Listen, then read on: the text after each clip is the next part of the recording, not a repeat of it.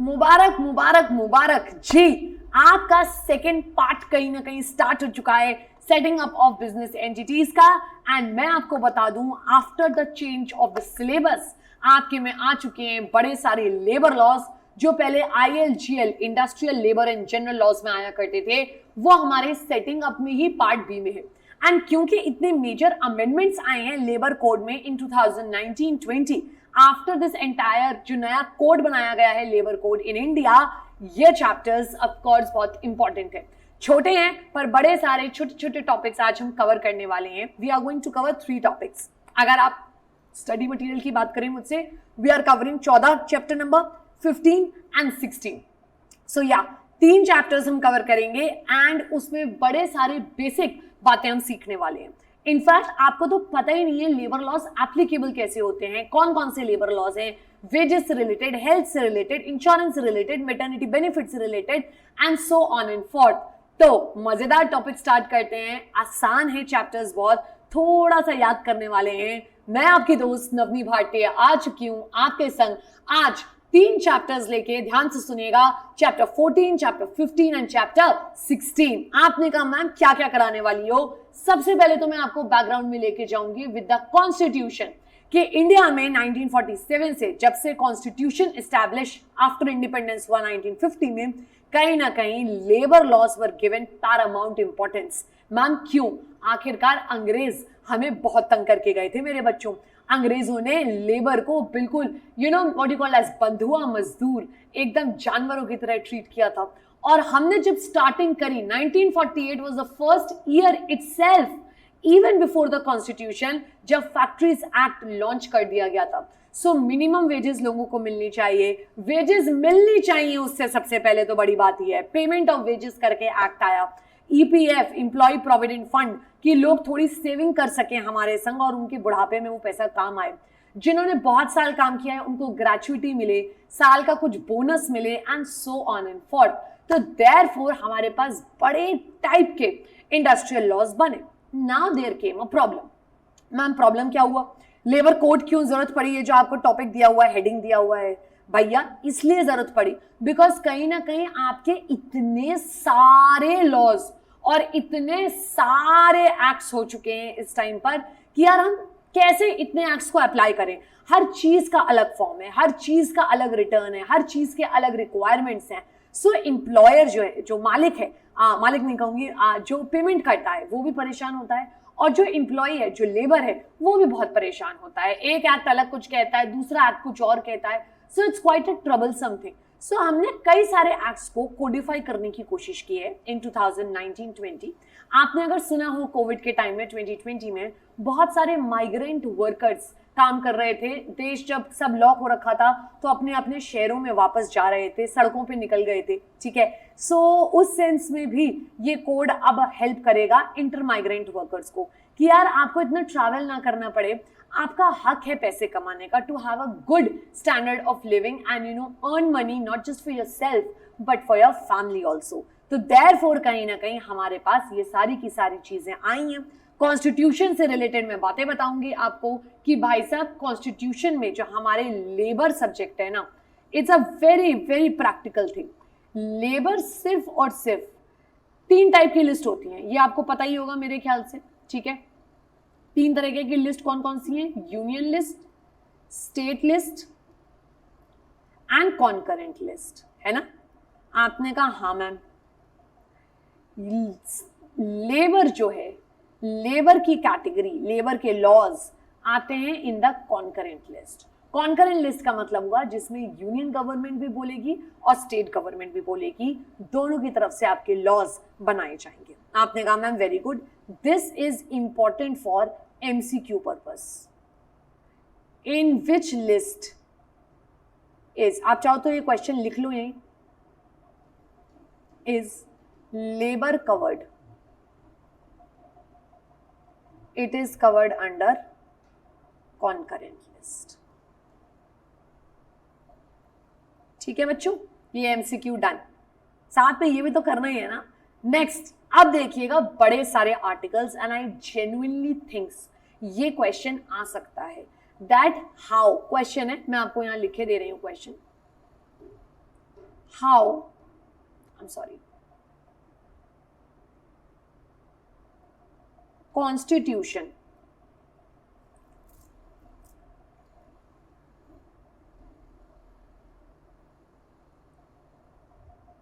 and its different articles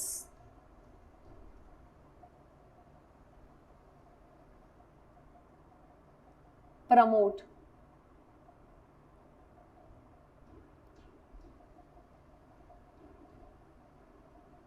labour laws. ठीक है, सो ये आर्टिकल नंबर आपको याद करने हैं. Article 14 equality before law, it's a very important article. मैं आपको बताऊं, इट सेज कि यू नो सारे सिटीजन्स को इंडिया में equal protection in the eyes of law मिलना चाहिए. कोई फर्क नहीं पड़ता आप कौन से कल्चर, कौन से रिलीजन, कौन से यू नो इकोनॉमिक स्टेटस को, फाइनेंशियल स्टेटस को बिलोंग करते हो in the society. Everybody should be protected by the law. Then we have article 16 equal opportunity in public employment. Government की तरफ से इक्वल अपॉर्चुनिटीज मिले सबको. देखो यार, ऑफ कोर्स आपको ये बात पता है, आप पढ़ के आए हो सीएस एंट्रेंस में, कि यार fundamental rights are you know are not 100%, they are not absolute, they can change थोड़ा बहुत, you know they can be restricted. अब फॉर एग्जाम्पल आर्टिकल 16 में ये बात है कि इक्वल अपॉर्चुनिटी पब्लिक एम्प्लॉयमेंट में मिलनी चाहिए. बट आप ये भी बात समझना, अगर आपको on the basis of qualification, degree, experience, skills के बेसिस पे जज किया जाए तो कोई दिक्कत की बात नहीं है. That is okay, that is justified for the job profile. But if you are being judged on the basis of religion, caste, culture, not done. But at the same time let's say ये बकायदा constitution में लिखा है, मंदिर है, मंदिर में हमने तय रख कर रखा है जो पंडित जी हैं वो पंडित जी हिंदू ही होने चाहिए, उसमें कोई प्रॉब्लम नहीं है. रिलीजियस डिनोमिनेशन में फिर ऐसा हम caste you know religion wise चीजें कर सकते हैं. The point is we have to understand that कुछ यू नो चीजें अलाउ हो सकती हैं, जस्टिफाइड चीजें, बट अदरवाइज आपको सबको इक्वल एम्प्लॉयमेंट का मौका मिलना चाहिए. जो भी हकदार है उसे वो नौकरी मिलनी चाहिए. पब्लिक सेक्टर में तो एटलीस्ट ही है गवर्नमेंट की तरफ से. Next article 19, very important article, to form associations और यूनियंस. मैं आपको एक बात बता दूं, इसको ये 19(1)(c है. ठीक है, दिस इज 19(1)(c. मैं आपको इसकी एक खास बात बताऊं बेटा, this union itself represents trade union. आपने सुना होगा ना, बहुत बार लेबर इकट्ठा होके कहीं ना कहीं अपनी यू नो मजदूर संघ बना लेती है. इसको हिंदी में कहते हैं मजदूर संघ, विच इंडिकेट्स कि लेबर साथ में आई है, काम कर रही है, और वो एम्प्लॉयर से, ध्यान से सुनना मेरे वर्ड्स को, बहुत बहुत इंपॉर्टेंट वर्ड सिखा रही हूं, कलेक्टिव बार्गेनिंग कर रही है. क्या कर रही है बेटा? कलेक्टिव बार्गेनिंग कर रही है, विच मीन्स साथ में कोई बात रखना, इकट्ठा होके, एक जना नहीं, दो जना नहीं, कई सारे लोग फैक्ट्री इंडस्ट्री के बोलते हैं एंड एम्प्लॉयर्स के आगे अपनी बात रखते हैं, विच is a fundamental right. You can form your unions, associations, and nobody can stop you. Of course, they should be legal and for doing legal purposes. ठीक है. Next, Article 21, right to life. It is one of the most important rights. मैं आगे case study कराऊंगी, हल्का सा एक reference दे रही हूँ. क्या हुआ, एक जगह पे इंडिया में स्लम एरियाज, आप स्लम समझते हैं ना, बस्ती, झुग्गी झोपड़ी, उनको हटाने की बात की गई. तो कुछ लोगों ने वहां पे जो रहते थे, उन्होंने किसी से मदद लेके कोर्ट में केस किया. दे सेड कि अगर आप हमारे स्लम को हटाओगे तो हमारा तो यहाँ पे काम है, हम यहाँ पे काम करते हैं, पास में हमारा रोज का डेली वेजेस कमाते हैं. आप अगर हटा दोगे तो हमें कहीं और जगह काम ढूंढना पड़ेगा, हमें शायद ना मिले. हमारे बच्चों के लिए अगर हम रोज पैसे नहीं कमाएंगे तो हमारी रोजी रोटी छिन जाएगी, हमारा घर परिवार मर जाएगा. When I say sorry life and liberty ना, life just does not mean that you are living, that you are just breathing. Life also means that you are able to live a respectable form, a social, dignified form of life. That is Article 21. So it's a very, very important article. And of course 21A, आप पढ़ के आए होंगे, very important right to education. Education का हक है आपका बकायदा. up to 14 years तो आप बच्चों से काम ही नहीं करा सकते हो, कहीं ना कहीं उनको एजुकेशन के लिए आप भेजोगे. Next we have Article 23, very important article, prohibition on the human trafficking and forced labor. भाई साहब, इंसान है, कोई जानवर नहीं है जो आप उसे बेच दोगे इंसान को. बिल्कुल भी अलाउड नहीं है ये सारी चीजें, बिल्कुल प्रोहिबिटेड है। इनफैक्ट पहले जमाने में आपने पिक्चरों में देखा होगा कि लोग बिकते थे, ठीक है, ह्यूमन बींग्स को सेल किया जाता था, ठीक है। आपकी वो कौन सी पिक्चर थी, I am forgetting the name, जिसमें you know this Shahid Kapoor and Deepika Padukone, what's was that movie, it's not Ramleela right, Padmaavat या। सो पद्मावत में खिलजी के पास, रणवीर सिंह के पास एक बंदा होता है जो उसकी सेवा में होता है, तो वो खरीद लेते हैं उस तरीके से। उस जमाने में चलता था भाई साहब, वो कहते नहीं हम किसी के नौकर नहीं है, अब तो नौकर पे बात आ गई, हम तो किसी के बंधुआ मजदूर तो बिल्कुल भी नहीं है, ठीक है। Then we have article 24, prohibition on child labour under the age of 14 years, as I said. Next we have directive principles of state policy. मैं आपको एक बात बता दूं, डायरेक्टिव प्रिंसिपल्स भले डायरेक्टिव है, पार्ट 4 में आपके जो कवर किए जाते हैं कि गवर्नमेंट को इन चीजों पे रूल्स लॉज बनाने चाहिए, परंतु there is a very very important thing कहीं ना कहीं कि यार इनको लेबर को कंसीडर करना होगा, उनको equal pay for equal work, specially for main and women. Article number 39 for main and women, अगर एक जैसा काम है तो एक जैसे ही पैसे मिलेंगे, जेंडर बेसिस पे या किसी और बेसिस पे डिस्क्रिमिनेशन नहीं। हक है सबका काम करने का, जस्ट एंड ह्यूमन कंडीशंस होनी चाहिए। बुरी तरीके से लोगों को भर के एक फैक्ट्री में, छोटी सी फैक्ट्री में काम आप नहीं करा सकते। लिविंग वेज का हक है। पहले टाइम में ये लोग बोलते थे, एक वर्ड था, ये लास्ट में कराऊंगी इस टॉपिक में, मिनिमम वेजेस, पर अब बात हो गई है लिविंग वेजेस की। मिनिमम वेजेस होता था कि आप अपना खुद का रोज का फूड, क्लॉथिंग, शेल्टर कर सको।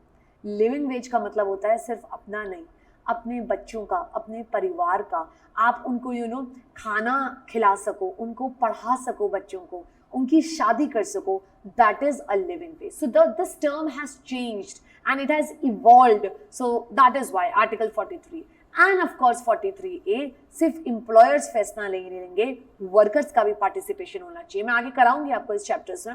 गवर्नमेंट के कई कमिटीज में एम्प्लॉयर और एम्प्लॉइज दोनों का इक्वल नंबर होता है, which is a great thing, which is a quite a successful thing.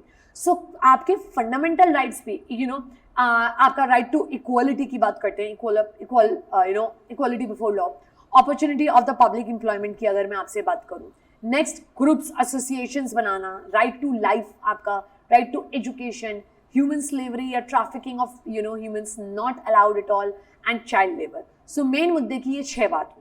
On the other hand directive principles भी इसी प्रकार से ये बात करता है, गवर्नमेंट इन सब चीजों पे, equal pay for equal work, human conditions, living wages and participation of workers, इन सब पे ध्यान देगा। So this is quite an important slide अगर मैं आपसे बात करूं तो, ठीक है। एक बार चेक कर लीजिए, नजर डाल लीजिए, आपको समझ में आया है या नहीं आया है, तभी आगे बढ़ूंगा। हाँ जी, कह रहे मैम हो गया, सही है, समझ में आ गया है हमें कहीं ना कहीं, गुड, ग्रेट, इंपॉर्टेंट है, याद करना ये।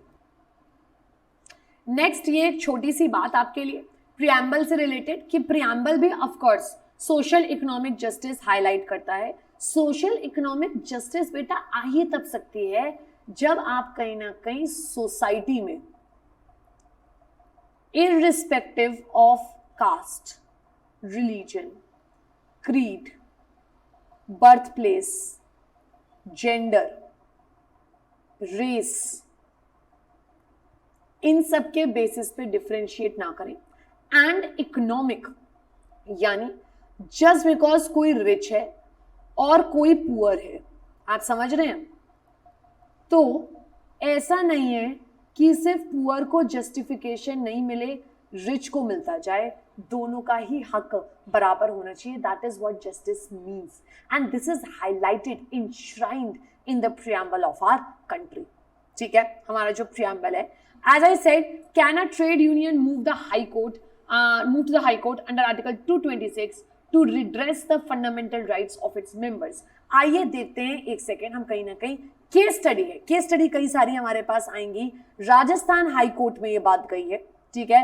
It was of Jaipur division irrigation employees union versus state of Rajasthan. बड़ा आसान नाम है याद करना, जयपुर के इरिगेशन, ठीक है, एम्प्लॉइज का एक यूनियन था, एंड स्टेट ऑफ राजस्थान सामने ऑपोजिट में था। It said that a large number of the employees of the irrigation department were declared surplus। ये कह दिया गया भैया तुम तो एक्स्ट्रा हो, हमें तुम्हारी जरूरत नहीं है, डिक्लेयर कर दिया गया।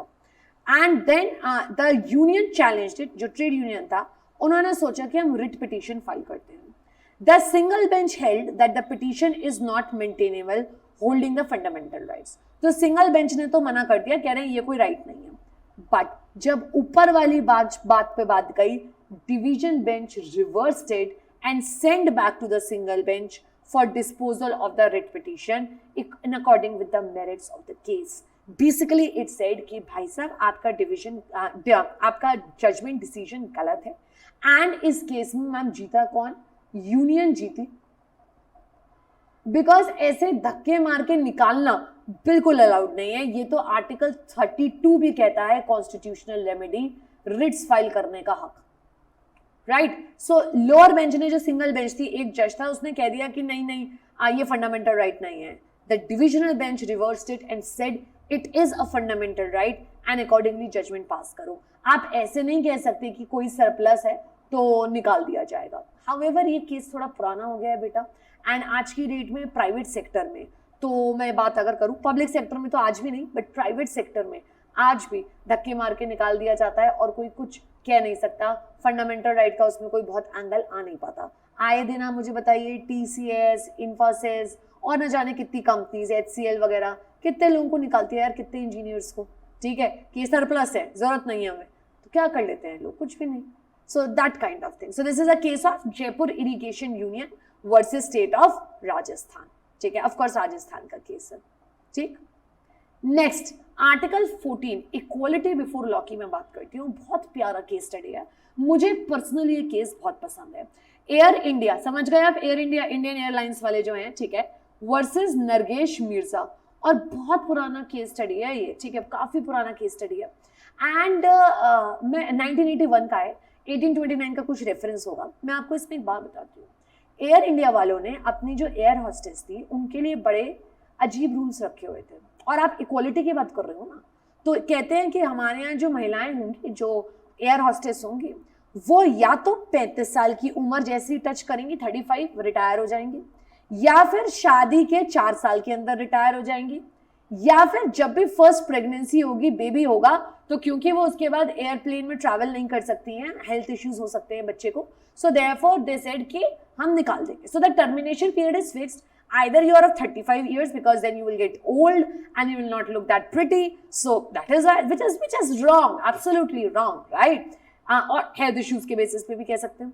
Second, 4 years of marriage के अंदर इसका कोई logic नहीं है, but कह रहे हैं, ठीक है. और third, pregnancy, first pregnancy के बाद हम हटा ही देंगे आपको, even after the baby has come, हम निकाल देंगे, हम आपको continue नहीं कराएंगे. भाई साहब, आप मुझे बताना ये कैसी बात है, ये कैसी जस्टिफाइड बात है, आप मुझे बताइएगा कहीं ना कहीं.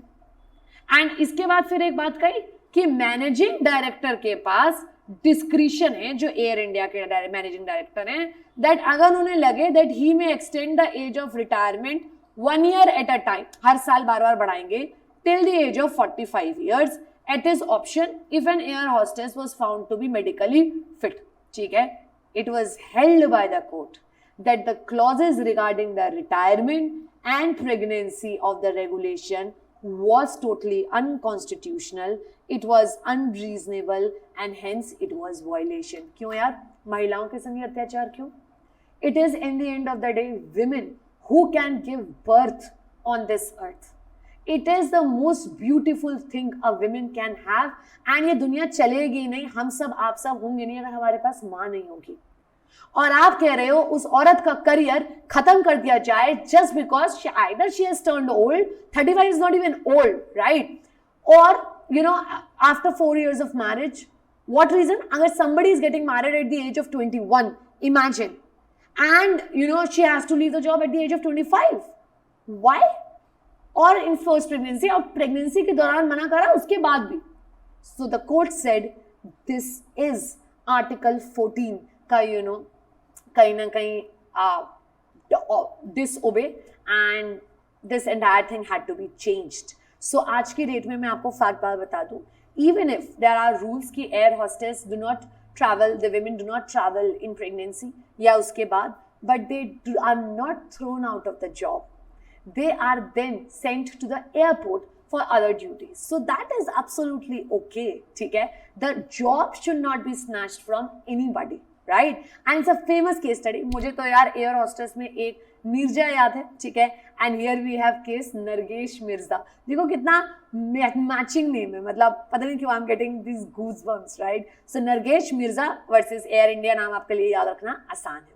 It's a very very important case study. मैं आपको अगर बता दूं तो इस यूनिट में, इस चैप्टर्स में केस स्टडीज का रेफरेंस आएगा. आपने कहा मैम ठीक है, क्लियर अपने को. नेक्स्ट हमने बात करी पब्लिक एम्प्लॉयमेंट के बारे में, यही आर्टिकल 16. ऑफ कोर्स सबको इक्वल एम्प्लॉयमेंट मिले, रिलीजन रेस कास्ट के बेसिस पे डिफरेंशिएट ना हो.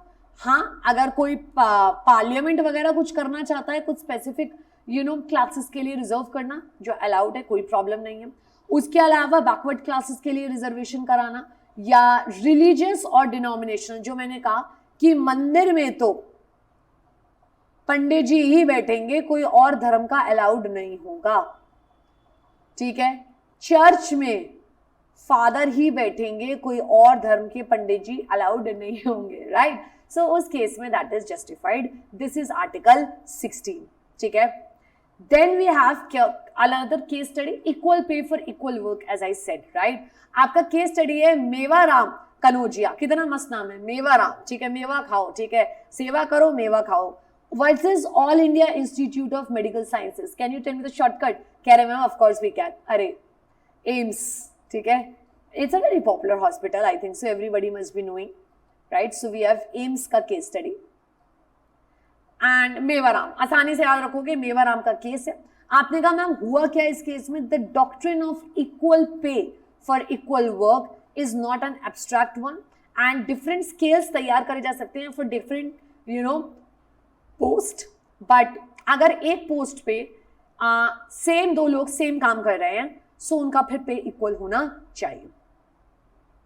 Everybody okay? So it's Mewaram versus AIIMS. Mewaram, मस्त हो जाओ, ठीक है. Next we have article 21. As I said, it's about life and liberty. This particular article has been lifted from American independence 1776. Life and liberty के बारे में वो बात करते हैं, and there are many directive principles also जो इस पे काम कर रहे हैं, जैसे राइट टू लाइवलीहुड, पैसा कमाना, human dignity, medical care, labour, sexual harassment को रोकना, right to health and economic right. So there are lot of things as we discussed कि ये डायरेक्टिव प्रिंसिपल्स वाले भी इसमें बनाते हैं आपके कहीं ना कहीं. आपने कहा मैम ठीक है. अब आप देखिएगा ये वाला केस स्टडी मुझे लगता है एग्जाम में बहुत वेरी वेरी इंपॉर्टेंट के हिसाब से है, और इसे आप बहुत अच्छे से करिएगा. We have Olga Tellis and ors versus Bombay municipal corporation, 1986 का है. So we have Olga Tellis. ओटो, आप ओटो से याद कर सकते हो, ठीक है. ओटो ओटोटो ओटो ओटोटो, ठीक है. Olga Tellis and ors versus आपका बॉम्बे म्यूनिसिपल कॉर्पोरेशन, राइट. क्या हुआ? बीएमसी जिसे हम कहते हैं ना, आपने सुना होगा. इसमें वही बात जो मैं आपसे कह रही थी, बात करी स्लम एरिया हटा देंगे और वहां पे बड़ी बड़ी बिल्डिंग बनाएंगे. अब आप देखिएगा क्या बात करी गई. Article 21 says right to livelihood है, ठीक है. एंड अब क्या हुआ इसमें, इन्होंने कहा कि they will be deprived of their livelihood if they are evicted from their slum and pavement dwelling. सड़क पे सोते हैं वो लोग, वहीं अपना सामान बेचते हैं, बहुत मुश्किल से मैनेज कर रहे हैं. देयर इविक्शन, उन्हें हटाना, will be deprivation of their life and hence unconstitutional माना गया है ये बकायदा. And they migrate, वो लोग बेचारे इधर से उधर जाते रहते हैं because they do not have any means of livelihood in the villages. उनके पास घर नहीं है, उनके पास पैसे कमाने के तरीके नहीं हैं. The motive force which people their desertion of their huts and homes in the villages, struggle for survival and struggle for life. वो struggle कर रहे हैं, रोज कहीं ना कहीं जा रहे हैं, कहीं से चार पैसे कमा सकें. They have to eat to live. Only a handful can afford the luxury of living to eat. आप imagine करो, इन words के बीच में difference समझना. There is eat to live and there is living to eat. हम जैसे आप जैसे लोग शौक से रहते हैं, आराम से खाते हैं, वो बेचारे खा इसलिए रहे हैं, इसलिए उन्हें खाना पड़ रहा है, सिर्फ मजबूरी है ताकि वो जिंदा रह सके. सो देयरफॉर ऐसे लोगों के संग तो हमें बिल्कुल भी हटाना नहीं चाहिए. स्लम एरियाज हम ख़त्म नहीं कर सकते, भले ही आपकी शहर की खूबसूरती कितनी भी क्यों खराब हो रही हो. तो आपको अगर कोविड पीरियड में ध्यान हो, मुंबई के स्लम एरियाज वो द मोस्ट इफेक्टेड। सबसे पहले कोविड में वो लोग इफेक्ट होते थे क्योंकि वो लोग बहुत लिमिटेड स्पेस में रहते हैं, बहुत सारा कंजेस्टेड एरिया है, but at the end of the day the slums were never removed and they can not be removed. They are the only source of living and means of livelihood for such people. So हमें उन्हें allow करना पड़ेगा कहीं ना कहीं, ठीक है। So that kind of thing and this is about article 21. For example जो मैंने आपको अभी केस बताया एयर हॉस्टेस वाला, एयर इंडिया वाला, इट्स आर्टिकल 14, ठीक है। आपका equal pay for equal work is different, here it is different. So article 21 का रेफरेंस है यहाँ पे right to education, and of course it is justified.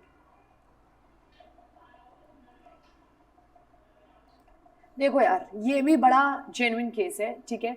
Paschim Banga Khet Mazdoor Samiti versus state of West Bengal. It was basically, Paschim Banga नहीं होगा मेरे ख्याल से, पश्चिम बंगाल होना चाहिए। पश्चिम बंगाल खेत मजदूरी समिति वर्सेस स्टेट ऑफ बंगाल। हुआ क्या, एक मजदूर चलती ट्रेन से गिर गया और उसे कहीं ना कहीं बहुत चोट लगी। वो एक गवर्नमेंट हॉस्पिटल में गया और उसका किसी ने इलाज नहीं किया, तो उसको प्राइवेट हॉस्पिटल में एडमिट करवाया गया, जहां उसका 17,000 रुपए का ट्रीटमेंट पे खर्चा हो गया। कहीं ना कहीं उसे बहुत खराब लगा कि गवर्नमेंट हॉस्पिटल होते हुए भी कहीं ना कहीं आप हमारी हेल्प नहीं कर पा रहे हो। उसने कोर्ट में इसके लिए कहीं ना कहीं केस करा अंडर आर्टिकल 32 कि ये हमारा हक है, गवर्नमेंट का ये कर्तव्य है कि कम से कम बेसिक हॉस्पिटल्स तो प्रोवाइड करो यार कहीं ना कहीं। And the court said that it is the primary duty of the government to provide adequate medical facilities for the people. The government discharges this obligation by running proper healthcare centers and hospitals. ये reserve करनी है, preserve करनी है human life. And similarly, Vishakha and Oates, it is the landmark case study for the last chapter of our syllabus, Sexual Harassment Prevention Act 2013.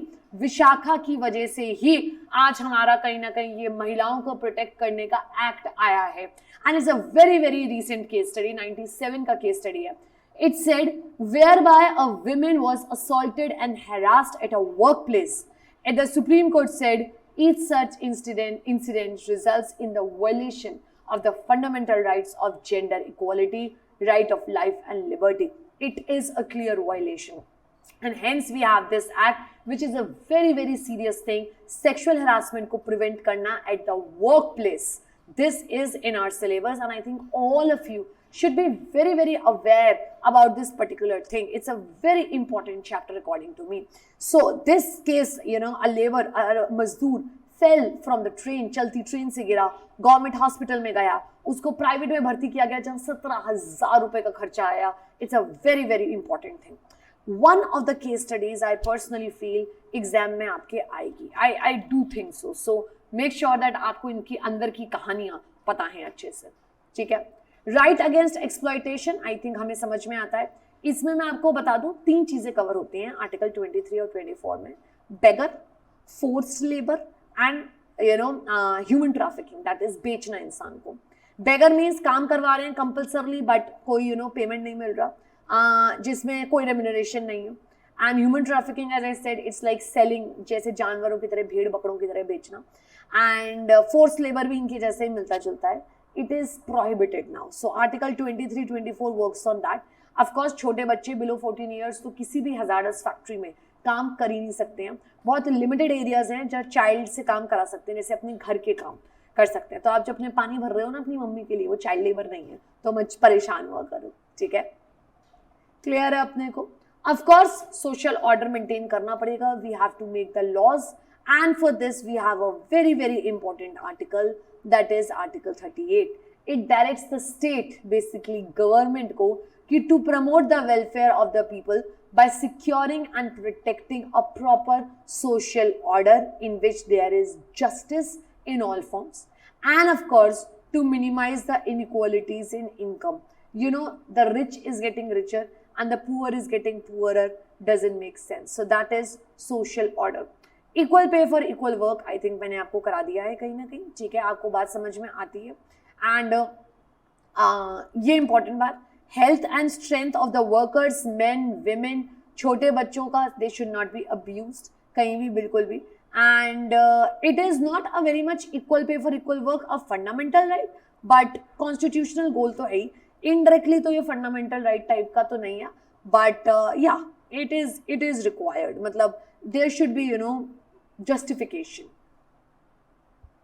ठीक है, social security के provisions हैं जो मैंने आपको बिगनिंग में बताया, ये हम चैप्टर वाइज डिटेल में डिस्कस करेंगे।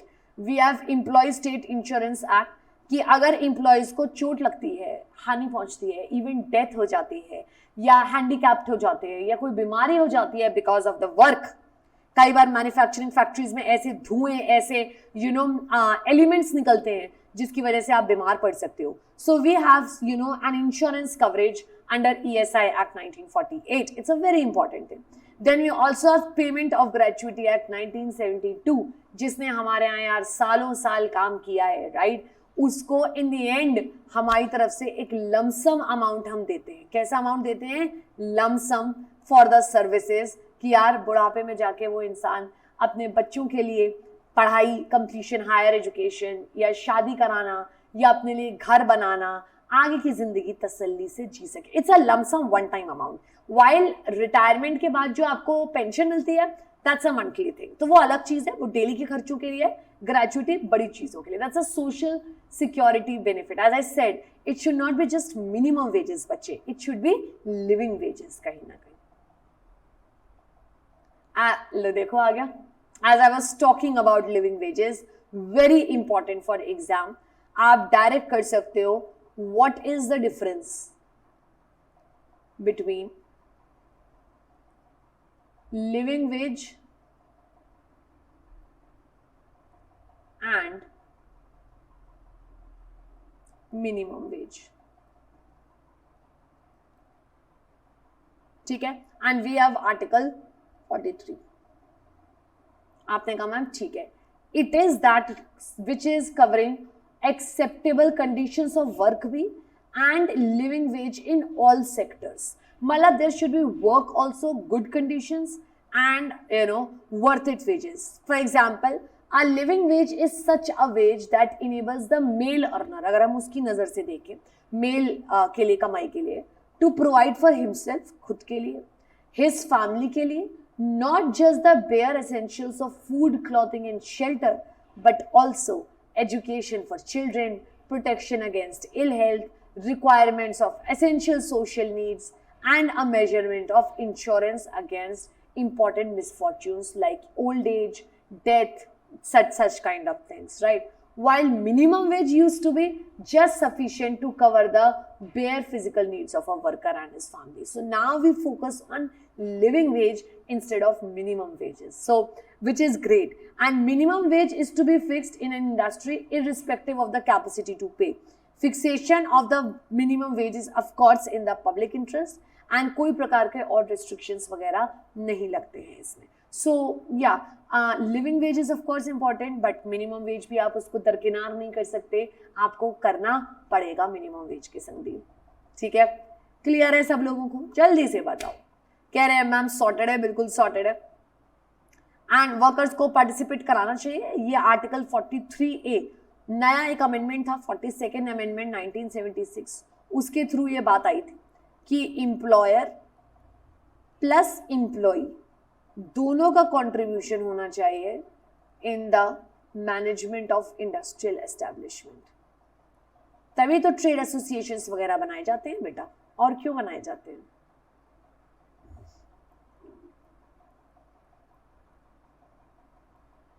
ठीक है, so article number important 43A correct है अपने को. अब ये जो आपका है, ये जो एक सिंगल स्लाइड आई थी बीच में, मैं आपको बता दूं यहाँ पे चीजें थोड़ी सी. This was chapter 14. It's a small chapter and I think the maximum weightage of this chapter can be of 5 marks. छोटा चैप्टर है, मैंने आपको कराया है. मेक श्योर दैट आप कहीं ना कहीं एक रीडिंग जरूर लगा के जाओ.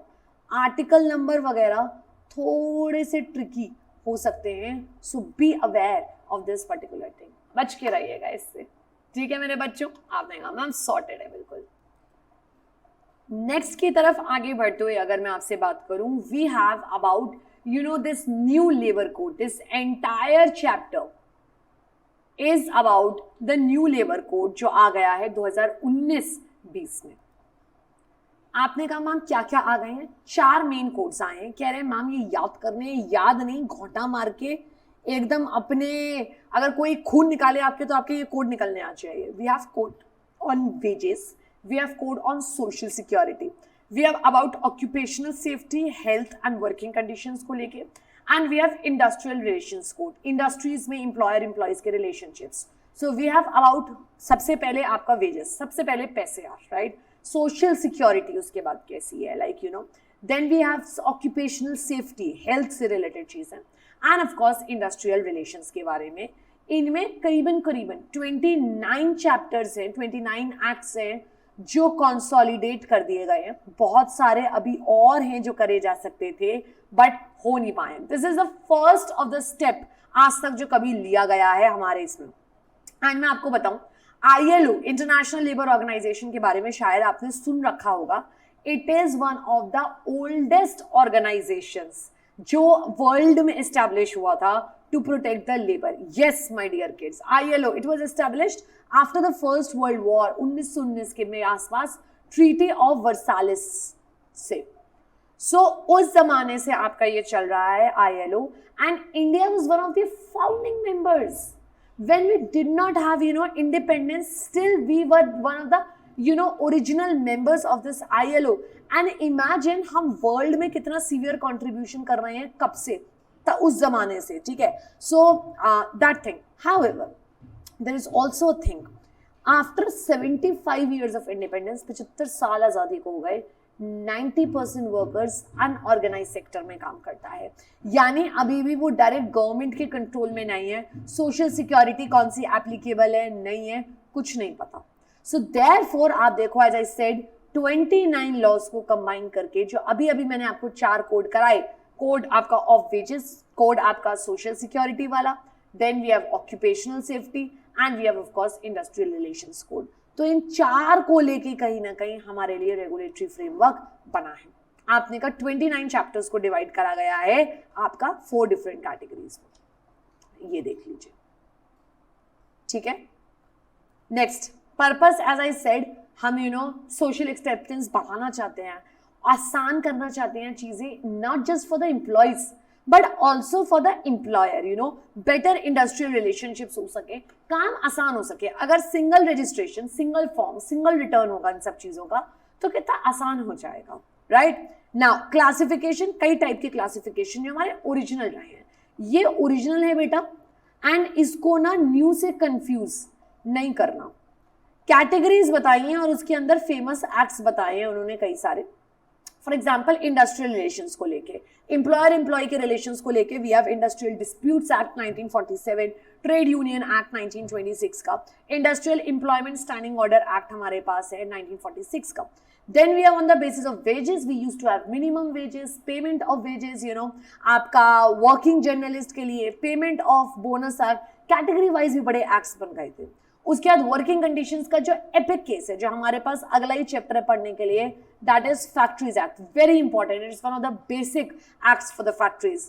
Plantation labour act, mines act, merchant shipping act, motor transport, bidi and cigar workers के लिए अलग लॉज, कॉन्ट्रैक्ट लेबर यानी ठेके का काम जो होता है, एम्प्लॉयर एम्प्लॉई एंड कॉन्ट्रैक्टर, ठीक है। सो ऐसे करके बहुत सारे ये हैं, आप जितने याद कर पाओ ठीक है यार। एग्जाम के हिसाब से मुझे नहीं लगता ऐसी लिस्ट उन्हें पूछनी चाहिए, बड़ा ही बेकार सवाल होगा अगर वो इस टाइप की चीजें पूछेंगे। Dangerous machines, dock workers and so on, थोड़े से याद कर लो। देन इक्वालिटी को लेके mainly we have maternity benefit and we have equal remuneration act, ठीक है। Law of relating to deprived and disadvantage sections of society, bonded labour system हटाना, बच्चों के लिए protection, laws relating to social security, EPF, gratuity, insurance, ये सारी चीजें, employee compensation, चोट चपेट लगे तो उन सब के लिए, एंड इसके अलावा इतने तरीके के और, मेन तो वही वाले हैं आपके, ठीक है। सो ये सारे पुराने लॉज हैं जो ओरिजिनली सब एग्जिस्ट करते थे वैरायटी के, सोसाइटी बेसिस पे, सेफ्टी बेसिस पे, इंडस्ट्रियल रिलेशंस पे, चिल्ड्रन और उनको प्रोटेक्ट करने के लिए, equal pay for equal work and so on and forth, ठीक है। Now we have the features of the new labour code. कह रहे हैं मैम क्या ये इंपॉर्टेंट है? इंपॉर्टेंट नहीं, खतरनाक इंपॉर्टेंट है ये आपके लिए, ठीक है, वेरी वेरी इंपॉर्टेंट। आपने कहा मैम बताओ जी क्या है? मोस्ट लेबर लॉज जो एप्लीकेबल है वो बड़े बिजनेसेस पे एप्लीकेबल है, लाइक लेट्स से 10 या 20 लोगों से ज़्यादा। मुझे एक बात बताना, जस्टिफिकेशन, क्या वही लोग हैं? 10 से कम क्या लोग नहीं हैं? तो आप उनके ऊपर, पहले भी ऐसे ही था, अब भी जो नया लेबर कोड आया है वो अब भी ऐसे ही है। तो the point is one would counter that all businesses, see पहले वाली बात करते हैं, most labor rules are applicable to businesses larger than a particular size, let's say 10 or more workers. Now one would counter, बदले में कहेगा that all businesses should be subject for fundamental protection. आपके यहाँ 2 लोगों, 4 लोगों, 5 लोगों, आपको फंडामेंटल प्रोटेक्शन तो सबको ही देना चाहिए, but this is how it is. Simple and accountable system of course will simplify the process. However, one license single return की बात अभी करी गई है, one registration की, अभी धीरे धीरे ये एप्लीकेबल होगा, नई चीज है, which is a great thing. Net, government approval will be required for the establishments that employ 100 or more employees to close or lay off or retrench. ठीक है, this number is now increased to 300. अगर आप 300 से ज्यादा लोगों को निकालोगे तो कहीं ना कहीं आपको गवर्नमेंट की परमिशन लेनी पड़ेगी. So originally it was 100. This is important for MCQ as well. So अब हमारी लिमिट कितनी हो गई है? 300. And the complexity of labour laws has led to many compliances. अभी भी उतना आसान नहीं हुआ है. These are not just features, they are also talking about limitations also. There are many registered trade unions अभी हैं, but there are no standards by which to recognize the unions that they can formally bargain with the employers. इसके regarding अभी laws नहीं है कि कौन से registered trade unions demand कर पाएंगे चीजों को. The courts greatly simplify the labor rules, yet there are several areas in which they are short. Next, court delegate भी करता है rule making authority over a number of significant issues. पर अभी ये समझ नहीं आया है कि डिबेट ये है कि लेजिस्लेटिव डिसाइड करेगा या एग्जीक्यूटिव. सारा काम सीजी नहीं संभाल सकता, तो डेलीगेशन तो पक्का है, बट कौन संभालेगा, दैट इज द क्वेश्चन. सो ये टाइप की चीजें हैं, आपके फीचर्स हैं, कुछ डिसएडवांटेजेस भी हैं, कुछ एडवांटेजेस भी हैं, आप चेक कर लीजिए. एग्जाम के हिसाब से ये काफी इंपॉर्टेंट टॉपिक है. 10 लोगों वाली दिक्कत कायदे से सब पे एप्लीकेबल होना चाहिए. सिंपल अच्छा है, अकाउंटेबिलिटी आसान हो जाएगी because single return single registration होगा कहीं ना कहीं. अभी तक ये था कि 100 लोगों को निकालोगे तो गवर्नमेंट की परमिशन है, अब ये थोड़ा हायर कर दिया है, सीइंग द पॉपुलेशन निकालना ही पड़ता है. तो 300 के ऊपर अगर निकालोगे तो गवर्नमेंट की परमिशन लगेगी. कॉम्प्लेक्स की जगह हम आसान करना चाहते थे पर थोड़ा और कॉम्प्लेक्स हो गया है कहीं ना कहीं आपका. ठीक है, सो ये सारी चीजें हैं अभी इस टाइम पे. ठीक है, एंड एडवाइजरी बोर्ड्स बन रहे हैं काफी सारे कि एडवाइस करेंगे सेंट्रल लेवल स्टेट लेवल पे. ये देखिए सेंट्रल लेवल पे भी है, स्टेट पे भी है. एंड महिलाओं को इंक्लूड किया जाएगा, will make up 1/3 of both central and state board, so which is a great thing. And punishments वगैरह रहेंगे अगर आपने वेजेस कम पे करे या कोड्स को नहीं करा. मैम पनिशमेंट कितना है? 3 महीने का जेल, 3 मंथ जेल and up to ₹1 lakh penalty. So ये चीज रहेगी अगर आपने ब्रीच किया. अच्छा है, पेनल्टी होनी चाहिए कहीं ना कहीं. अब देखिए कौन कौन से एक्ट्स आपके कंबाइन हुए हैं, साथ में आ गए हैं. आप देखना कोड ऑन वेजेस ने तो काफी इंपॉर्टेंट एक्ट्स हटाए हैं. Payment of wages, minimum wages, bonus act and equal remuneration act. ये आपको हर हाल में, ये वाले जो 4 पॉइंट्स हैं ना, 4 वाले बेटा, ये 4 वेरी इंपॉर्टेंट याद करने हैं. ठीक है, ये एमसीक्यू के हिसाब से भी इंपॉर्टेंट है.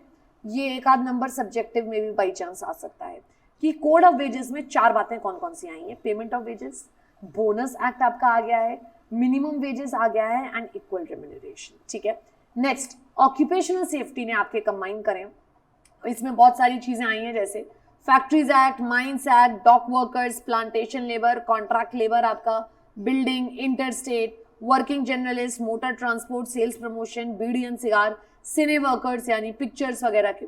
ठीक है, नेक्स्ट आपका इंडस्ट्रियल रिलेशन कोड में आता है trade union act, industrial employment act and industrial disputes act. While code on social security में आया है EPF, ESIC, employee compensation act, employment exchanges act, maternity benefit act, payment of gratuity, building and ये सारी चीजें आपकी इनमें combine होते हुए आ रही हैं. ये सारे के सारे सो ये वो 29 चैप्टर्स हैं। आप देखिए, अगर मैं आपको दिखा देती हूँ, ये देखिए, ये 4, ठीक है, ये हैं आपके 4 2 8 13, ठीक है, इसमें आए आपके ये 3, और इसमें आए बचे हुए ऑब्वियसली 3 4 5 6 7 8 9।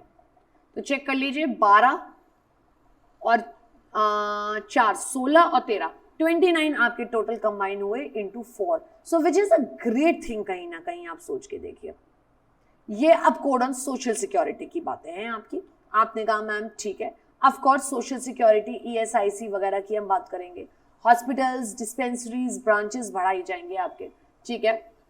फ्री ट्रीटमेंट मिलना चाहिए वर्कर्स को हॉस्पिटल्स वगैरह में, कायदे से तो एक्सपैंड करना है, फ्री ट्रीटमेंट मिले इन्हें, ठीक है, सारे प्रकार के सेक्टर्स के लिए हो, अनऑर्गेनाइज सेक्टर के लिए भी। सो पेंशन स्कीम वगैरह ऑर्गेनाइज्ड, अनऑर्गेनाइज्ड, अभी तक सिर्फ ना ऑर्गेनाइज में होती है बेटा, तो हम इसको अनऑर्गेनाइज में भी करके लेके जाना चाहते हैं। क्लियर है अपने को? आपने कहा मैम बिल्कुल ठीक है बात। अगर आप देखें तो पहली बार मैं आपको बताऊं, यू अंडरस्टैंड, फ्रीलांस वर्कर्स जिनका घर से काम है, कभी काम कर लिया नहीं किया, उनको तो कोई कवर ही नहीं कर रहा। कॉन्ट्रैक्ट लेबर भी फिर भी कवर हो जाते हैं कि ठेके पे काम है थोड़े समय के लिए, but what about gig workers? या that's a new term which has been launched, it is amazing. हम सोशल मीडिया के लेवल पे हैं यार। गिग वर्कर, प्लेटफॉर्म वर्कर, ठीक है, ये नए वर्ड्स आए, करियर सेंटर, अग्रीगेटर, ये सारे नए वर्ड्स हैं जिनको इंट्रोड्यूस किया गया है आपके एक्ट्स में।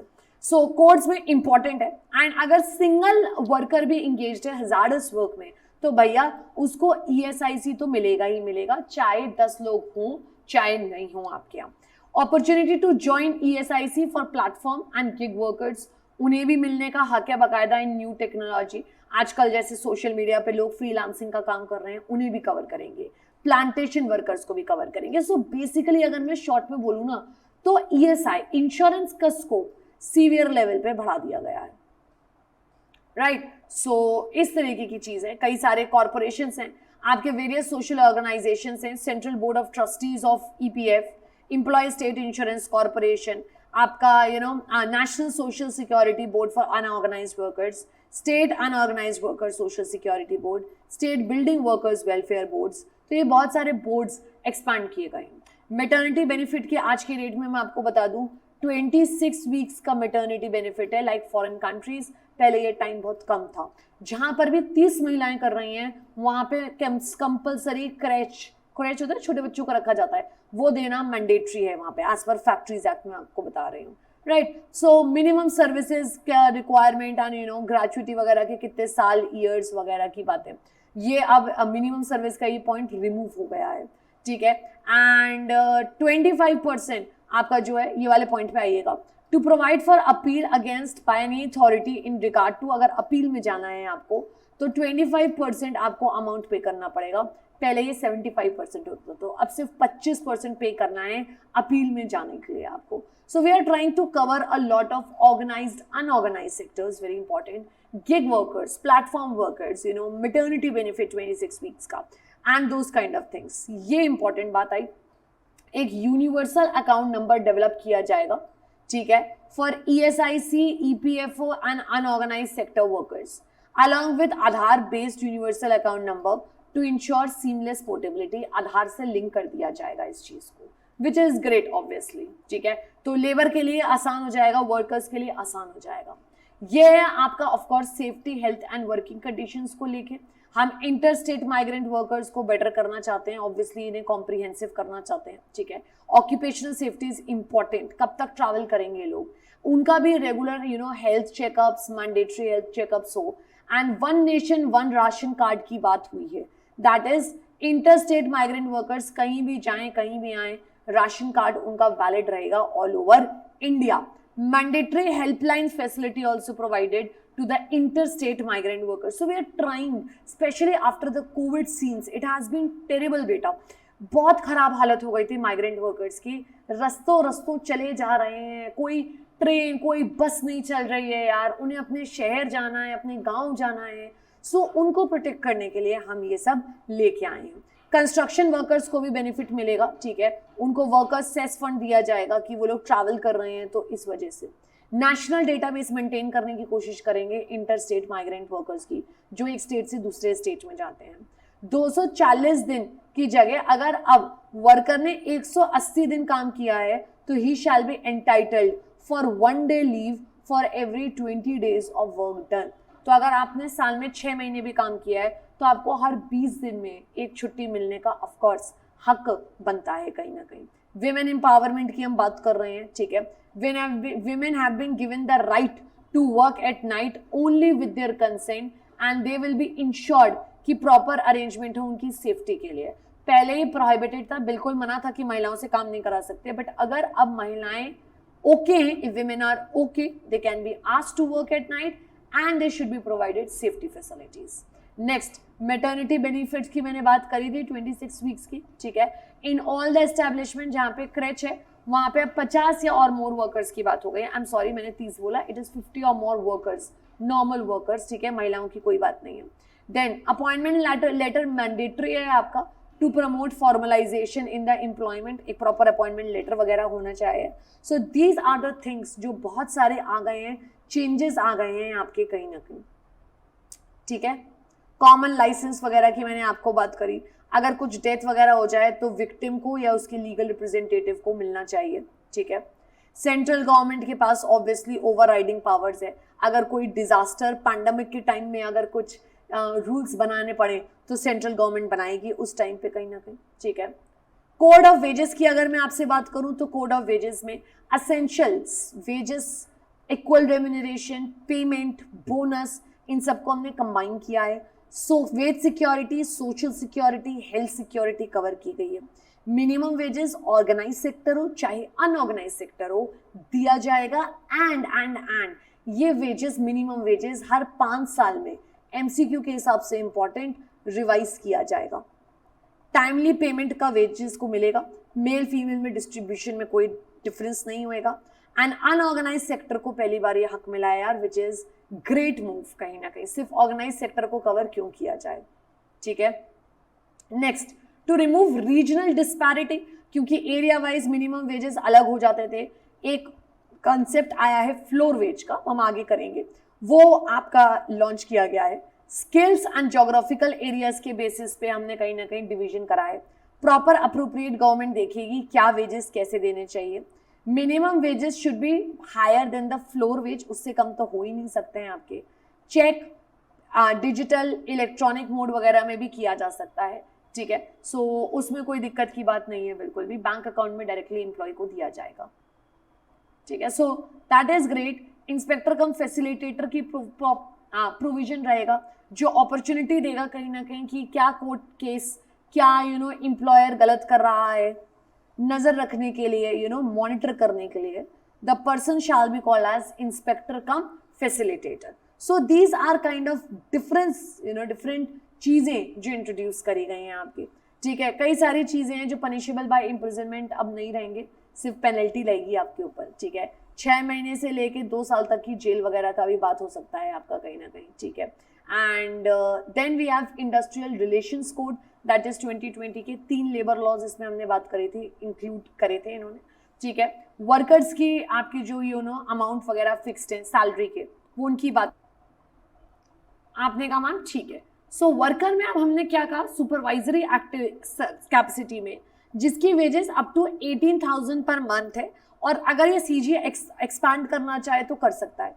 एंड इसको सारे परमानेंट वर्कर वाले बेनिफिट्स मिलेंगे including gratuity except for the notice period, ठीक है। नोटिस पीरियड के बाद कुछ नहीं है एंड उस पीरियड को काउंट वगैरह नहीं किया जाएगा। So we are good with this also, ठीक है। ये डिटेल में और आगे आने ही है सारी चीजें। इंडस्ट्री आपका है कि सिस्टमैटिक एक्टिविटी हो रही है बिटवीन एम्प्लॉयर एंड वर्कर्स, वहां पे ह्यूमन वांट्स विशेज कहीं ना कहीं आपकी कवर होनी चाहिए, ऑफ कोर्स नॉट रिलीजियस वगैरह, ठीक है। कैजुअल लीव को हम लोग कवर करके लेके आए हैं, ठीक है। Maximum number of members in grievance redressal committee up to 10 रखे गए हैं, ठीक है। विमेन का रिप्रेजेंटेशन की बात की जा रही है। आपका अटल बीमित व्यक्ति कल्याण योजना में आपका who loses his job gets financial aid from the government, ये कुछ स्पेसिफिक लोगों के लिए कवर किया गया है, कुछ स्पेसिफिक कैटेगरीज के लिए किया गया है। अगर सॉरी रिट्रेंचमेंट किया है तो उसको कहीं ना कहीं 15 दिन के वेजेस फॉर रीस्किलिंग अपने आप को वापस लाने के लिए जॉब में दिया जाएगा, पैसे दिए जाएंगे। एंड फास्टर जस्टिस दिया जाए, ट्रिब्यूनल सिस्टम बेटर हो, वर्कर्स डिस्प्यूट्स 1 साल के अंदर सेटल करने की कोशिश की जाए। इमेजिन उतना भी नहीं होता है, ठीक है, हमारे यहाँ इंडस्ट्रियल ट्रिब्यूनल वगैरह प्रॉपर सेटअप किए जाएं विद प्रॉपर जुडिशियल मेंबर्स, ठीक है, उसमें यूनियन के भी लोग हों और एम्प्लॉयर्स भी हों, सब सुनने वाले हों एक दूसरे के लिए, ठीक है, प्रॉपर एजुकेशन रेफरेंस सिस्टम होना चाहिए। एंड नेगोशिएटिंग काउंसिल की अगर बात की जाए तो अ trade union having support of 20% of the workers will also get 1 seat in the negotiating council. This is important for MCQ purpose. ठीक है, MCQ के हिसाब से ये important है, राइट। ट्रेड यूनियंस के अपने राइट्स वगैरह रहेंगे, ठीक है, एंड ये सारी एक जनरलाइज बातें हैं, इतना ही करो, दैट इज इट। इसको ज़्यादा परेशान होने की ज़रूरत नहीं है। मेक श्योर दैट आप इस चैप्टर में कोड्स चारों 29 चैप्टर्स मर्ज हो गए हैं, उसकी बात नीड फॉर द कोड जिसमें आपके एडवांटेजेस एंड डिसएडवांटेजेस दोनों ही डिस्कस किए गए हैं, and basic essentials of the code एक बार जरूर से कर जाएं। अगर आप 8 to 10 पॉइंट्स का एक मार्जिन रख लेते हैं, आपको ध्यान रहे पर code, that is the kind of thing we have done. Alright, तो हम बढ़ते हैं अपने तीसरे चैप्टर की तरफ, दैट इज चैप्टर नंबर 16। हम फैक्ट्रीज एक्ट की बात करने वाले हैं इस आज के पर्टिकुलर टॉपिक में। एंड आज भी factories act plays a vital role कहीं ना कहीं।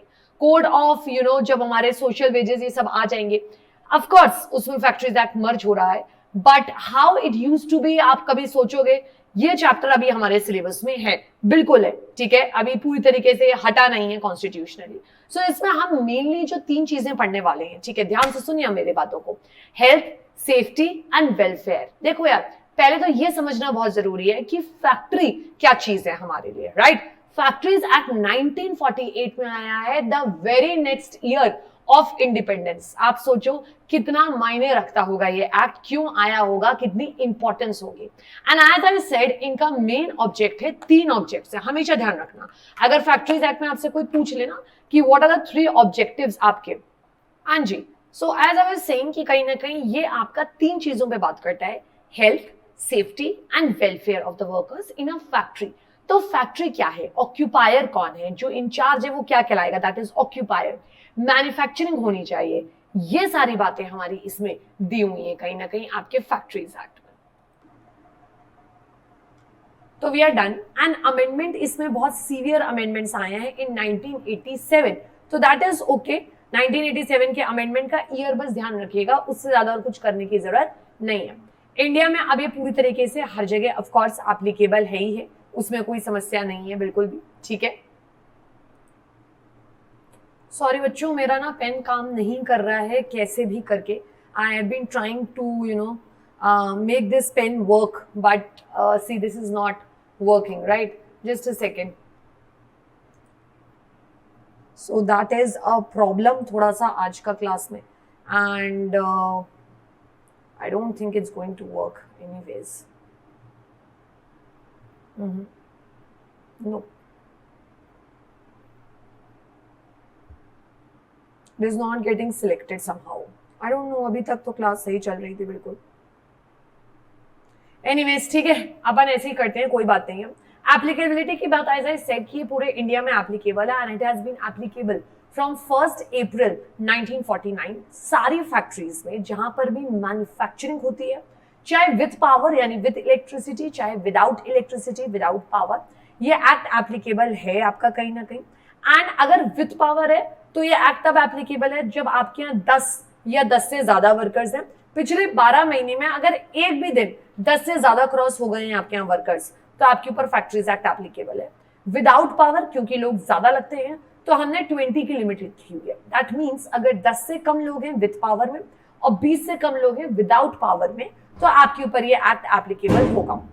10 से कम और 20 से कम में नहीं है, 10 के ऊपर, 20 के ऊपर एप्लीकेबिलिटी आएगी। पिछले 12 महीने का हमेशा डेटा चेक किया जाता है। और एक ये बात ध्यान रखिएगा, once applicable forever applicable. अगर एक बार अप्लाई हो गया आपके ऊपर तो आपको वो फुलफिल करना ही है, लाइक वो रहेगा ही रहेगा। ऑल्सो ये किस किस पे एप्लीकेबल नहीं है ये देखिएगा, इट डज नॉट इंक्लूड, देखिएगा फोर्थ लाइन में ये, it does not apply to mine, ठीक है, माइंस एक्ट में कवर्ड है, आर्म्ड फोर्सेस के मोबाइल यूनिट्स में, railway running shed, hotel, restaurant या eating place, because they are not doing any manufacturing, उनका कुछ मैन्युफैक्चरिंग का काम नहीं हो रहा है, इसलिए एप्लीकेबल नहीं है। सो माइंस पर, होटल्स पे, रेस्टोरेंट्स पर, आर्म्ड फोर्सेस पे ये एक्ट एप्लीकेबल नहीं रहेगा, राइट? आपने कहा ठीक है।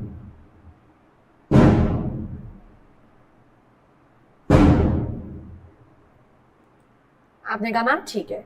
नाउ अगर हम टोटल सेक्शंस की बात करें तो इस एक्ट में 120 सेक्शंस हैं, 3 स्केड्यूल्स में डिवाइडेड है। स्केड्यूल 1 में हजार्डस इंडस्ट्रीज की पूरी लिस्ट है, हजार्डस प्रोसेसेस में जो कवर किए जाएंगे items, like you no weapons वगैरह टाइप की चीजें हैं कुछ। स्केड्यूल 2 में आपके केमिकल सब्सटेंसेस कौन से परमिसिबल हैं क्योंकि आसपास के एरिया को इफेक्ट होता है। And schedule 3 consist of notifiable diseases जो हो सकते हैं वर्कर्स को, वो अगर खराब कंडीशंस में काम करते हैं। Very example, simple example, tuberculosis. Firozabad एक छोटा सा टाउन है जहाँ पे चूड़ियां बनने का काम होता है, उसका ग्लास इतना माइन्यूट होता है जब आप इनहेल करते हो उस ग्लास को, बिकॉज आप सांस में, वो इतने छोटे कण होते हैं, वो सांस में जाता है, आपको टीबी बहुत जल्दी कैच हो जाता है। Now we have a definition का पूरा लिस्ट। अडल्ट का मतलब आप जानते ही हैं, हु इज अबव 18 ईयर्स, 18 का हो चुका है। एडोलेसेंट एक खास वर्ड है, एडोलेसेंट वो है जिसका 15 ईयर्स एज कंप्लीट हो गया है बट 18 नहीं हुआ है, दैट मीन्स बिलो 15 आपका यू नो चाइल्ड है, राइट? आप देखना चाइल्ड वाली बात पे आएगा। कैलेंडर ईयर बिकॉज आप समझते हैं 1 जनवरी से 31 दिसंबर, और फाइनेंशियल ईयर मीन्स 1 अप्रैल से 31 मार्च। Now child, if I am saying he और she is up to the age of 15, 15 age complete नहीं हुई है, 15 कंप्लीट जिसकी हो गई पर 18 नहीं हुई है, वो एडोलेसेंट, और एडोलेसेंट के ऊपर of course adult. So we have 3 categories, child, adolescent and कहीं ना कहीं एडल्ट। एडल्ट तो पूरा काम करेगा, चाइल्ड बिल्कुल नहीं करेगा। एडोलेसेंट वो है जिसको हम पार्शियली थोड़ी देर के लिए काम पर बुला सकते हैं for some hours, that is why ये 3 कैटेगरीज हैं आपके पास, चाइल्ड, एडोलेसेंट एंड एडल्ट का, ठीक है? आपने कहा मैम ठीक है। कॉम्पिटेंट पर्सन वो हुआ कहीं ना कहीं जो हमने कहा is recognised as such by the chief inspector for carrying out various kind of test, examinations, inspections, qualified हो फॉर सर्टेन वर्क्स, ठीक है? कॉम्पिटेंट पर्सन अभी हम करेंगे जैसे safety officer, welfare officer, even doctor हमें चाहिए कहीं ना कहीं, ठीक है? सो वो चीज हो गई। नेक्स्ट, हैजार्डस प्रोसेस ऑब्वियसली जो शेड्यूल 1 में इंक्लूड किए जाते हैं, ऐसे जो you know products, by products वगैरह भी निकल रहे हैं, उनसे वेस्ट निकल रहे हैं जो हजार्डस है, सिर्फ सामान हजार्डस नहीं बना रहे, उनका बाय प्रोडक्ट भी हो सकता है हजार्डस हो कहीं ना कहीं, right? Young person means who is either a child और an adolescent. So young person comes below age of 18, 0 to 18 तक चाइल्ड यंग पर्सन कहलाएगा, 0 to up to less than 15 is child, 15 to less than 18 is adolescent, child plus adolescent is equals to young person, right? Day means 24 hours beginning at midnight, रात के 12 बजे जब आप cake काटते हो तब से ही हम दिन शुरुआत मानते हैं। वीक ऑफ कोर्स प्रॉपर एक वीक 7 days का, ये इनका वीक स्टार्ट होगा according to their definition midnight of Saturday आपका वीक स्टार्ट होगा, एंड ऑफ कोर्स वो फ्राइडे तक जाने वाला है, ठीक है? तो ये छोटे छोटे कुछ डेफिनेशंस हैं। Power, as I said, electricity, energy से काम चलता है, ठीक है? Prime mover, it means any engine, motor वगैरह, एनी अप्लायंस जिससे पावर आती है, ठीक है? ट्रांसमिशन मशीनरी, आपने कहा मैम ठीक है। शाफ्ट वगैरह, इसमें व्हील ड्रम इंक्लूड किए जाते हैं। तो इसमें बड़े सारे टाइप के ट्रांसमिशन मशीनरी में wheel, shaft, pulley, basically it helps in doing certain things जो बचपन में साइंस में नहीं पढ़ा करते थे। सो वो वाली चीजें, ड्राइविंग बेल्ट, ऐसे आपसे कोई पूछ नहीं रहा what is transmission machinery, but you should know कि you know it is a common word. Safety वाले टॉपिक में आपका ये काम आने वाला है।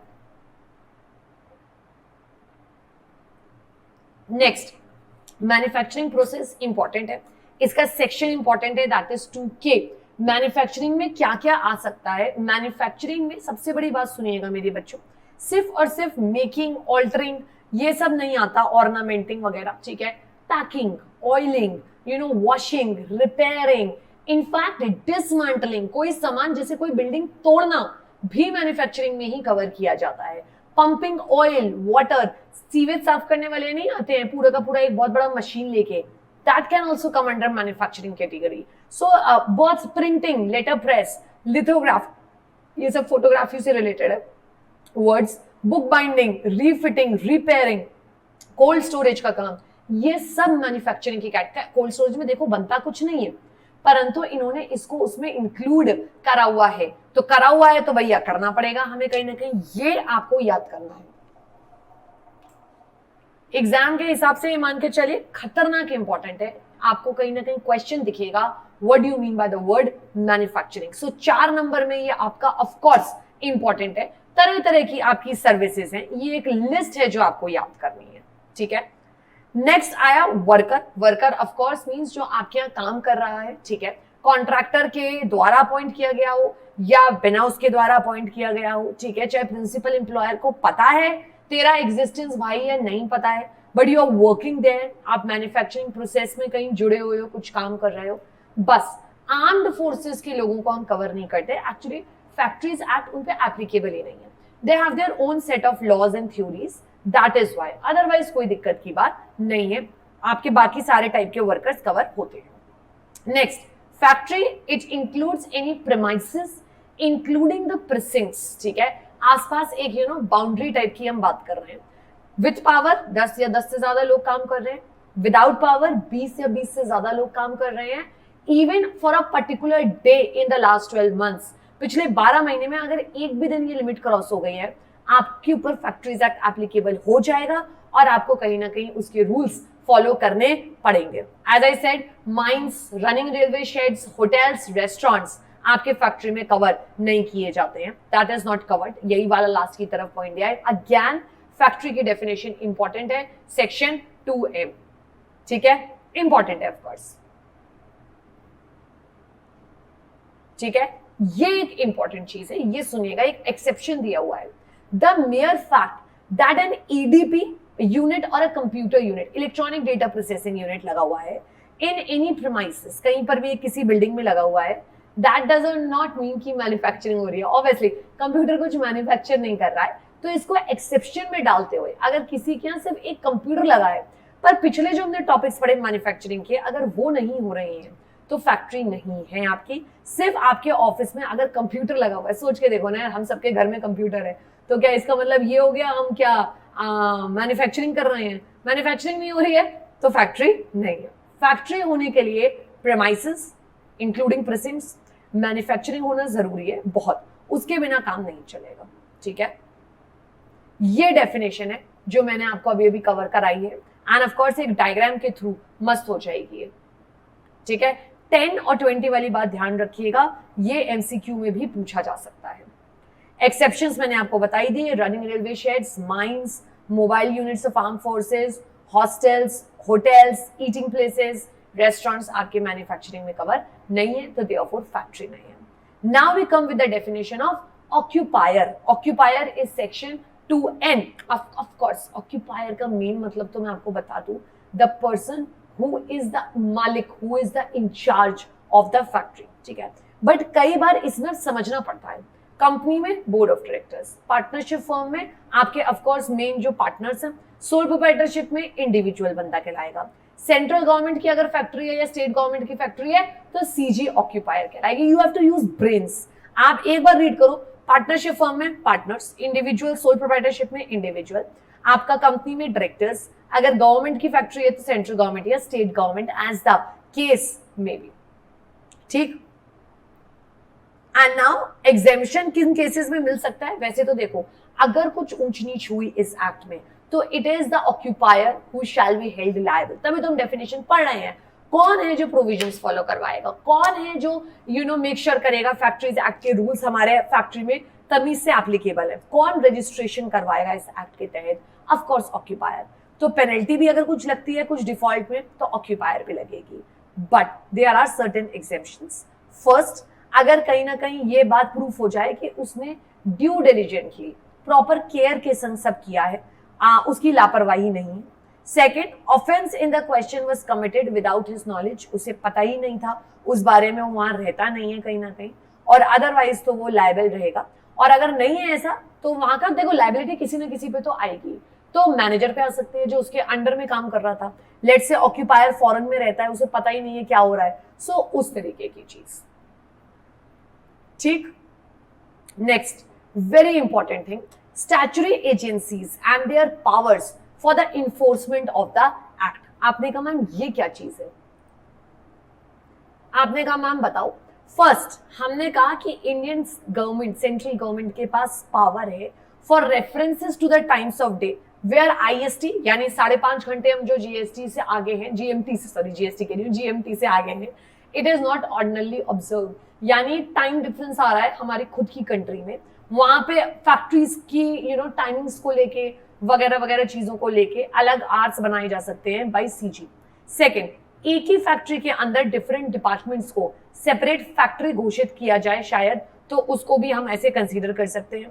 और या फिर दो और सम फैक्ट्रीज को इकट्ठा एक मान लिया जाए, ये भी किया जा सकता है, वाइस वर्सा। पब्लिक इमरजेंसी में कुछ एग्जेम्पशंस दे दिए जाए जैसे कोविड वगैरह का टाइम, ऑफ कोर्स पॉसिबल है। स्टेट गवर्नमेंट मेक श्योर करेगी कि फैक्ट्रीज का रजिस्ट्रेशन हो उनके पास, प्लान, साइट प्लान क्या है, किस तरीके का है, वो सब डिसाइड किया जाएगा। एंड चीफ इंस्पेक्टर एक बहुत इंपॉर्टेंट आदमी है जो फैक्ट्रीज एक्ट में रोल करता है आपका to manage the factories, to make sure occupier आके उनके पास रजिस्ट्रेशन कराएं। कल को अगर हमें जाके कहीं चेकिंग करनी पड़े तो the chief inspector takes care. और आप जानना चाहते हो चीफ इंस्पेक्टर कौन है? The DM of your city, he और she is considered as the chief inspector. कहते हैं इस चैप्टर में चीफ इंस्पेक्टर है, बट वो एक्चुअली है डिस्ट्रिक्ट मैजिस्ट्रेट। ठीक है, that powerful person will be taking care of the factories, right.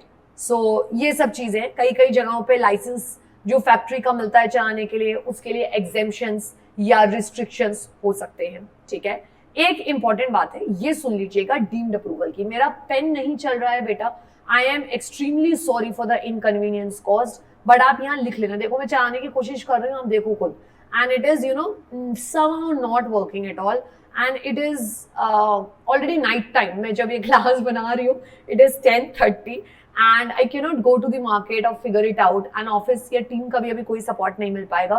So I am really sorry for this inconvenience. ठीक है, माँ मुझे माफ करना, ओम साईं। ठीक है, सो डीम्ड अप्रूवल इज, आप यहाँ पर भी चीफ इंस्पेक्टर के ऊपर एक रिस्पॉन्सिबिलिटी है। ये MCQ की नजर से इंपॉर्टेंट बात है, सुनिएगा। इट सेज कि अगर ऑक्यूपायर ने फैक्ट्री के रजिस्ट्रेशन के लिए एक प्रॉपर लाइसेंस अप्लाई करा, ठीक है, एप्लीकेशन ऑफ लाइसेंस है, विदिन 3 months इंस्पेक्टर को विद रीजंस या तो ये बताना है कि हमने आपको रिजेक्ट कर दिया है या लाइसेंस दे देना है। So you have as a chief inspector 3 months का time, but if you don't, you do not reply within 3 months, it shall be considered to be a deemed approval और फैक्ट्री खुल जाएगी, मस्त धंधा करना स्टार्ट कर दिया जाएगा। So be very careful, there is this deemed approval thing, right? अब देखिएगा 4 कैटेगरी के ऑफिसर्स, इंस्पेक्टिंग स्टाफ जिनका हेड चीफ इंस्पेक्टर है ऑफ कोर्स, ठीक है, सर्टिफाइंग सर्जन, ये डॉक्टर्स हैं जो मेडिकल एग्जामिनेशन वगैरह करेंगे for diseases, for let's say disability और डेथ, इन सब केसेस में।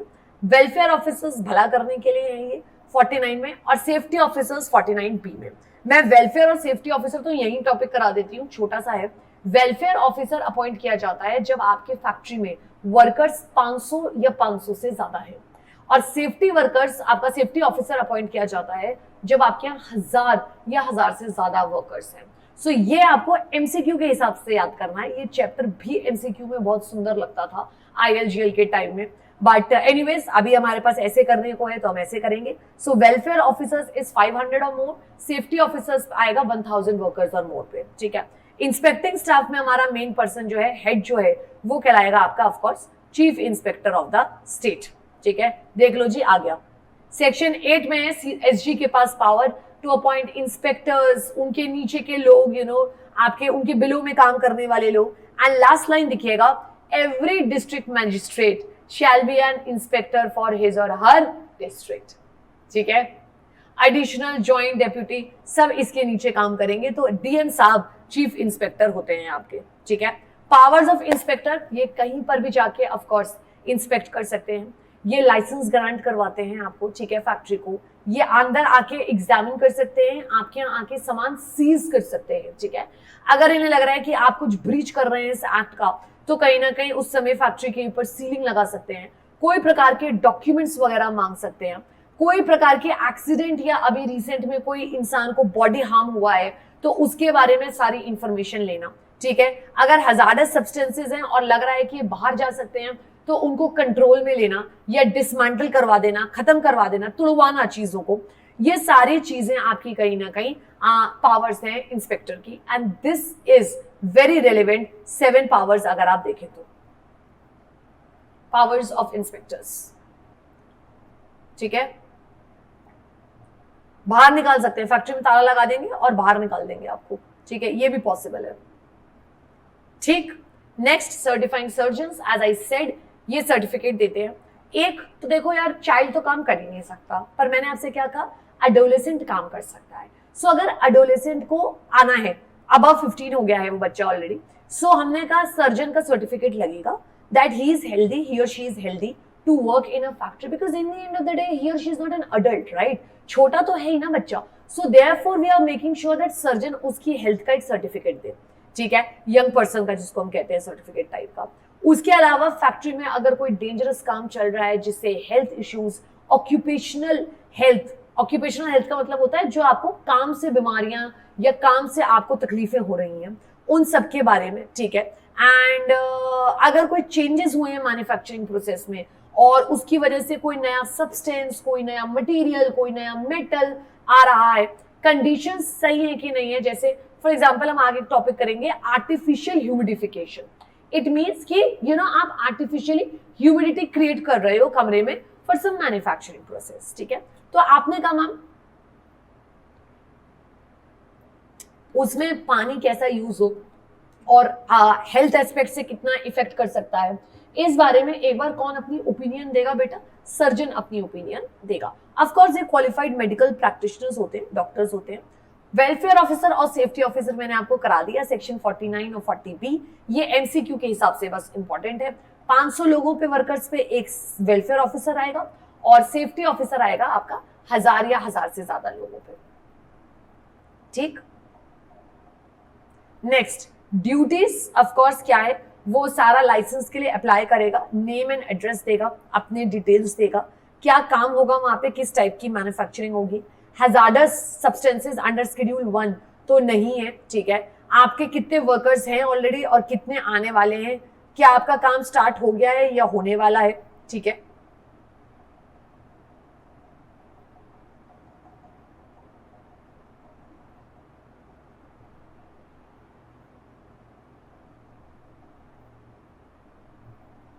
ठीक है, कितनी हॉर्स पावर यूज हो रही है, हॉर्स पावर का मतलब है कितना मशीन कितनी स्पीड पे दौड़ेंगे, कितनी पावरफुल मशीन हैं आपकी, ठीक है। एवरेज नंबर ऑफ वर्कर्स पिछले 12 महीने में क्या रहे हैं, इन सब का रिटन नोटिस देगा बकायदा चीफ इंस्पेक्टर को, and at least 30 days before the commencement of the work, factory start करने के 30 दिन पहले आप कहीं ना कहीं इस सब के डिटेल्स दे दोगे। एंड अगर 3 महीने बीत गए और चीफ इंस्पेक्टर का जवाब नहीं आया तो ऑब्वियसली कहीं ना कहीं आप कंटिन्यूड मानोगे।